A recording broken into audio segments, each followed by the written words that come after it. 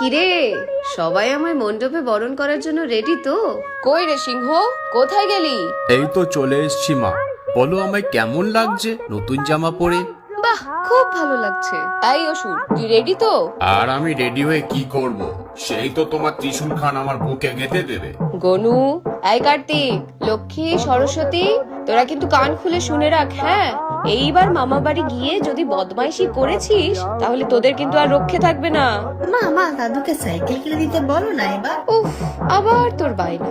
আর এই যে বলাই, কবে কাজটা শেষ করবি? আর তাড়াতাড়ি হাতটা চালা রে বাবা।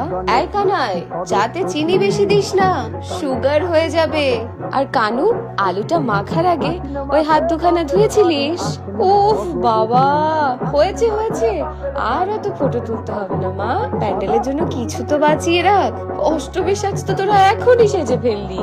ও মা, কি মিষ্টি লাগছিস রে তোরা দুজন, কিউট।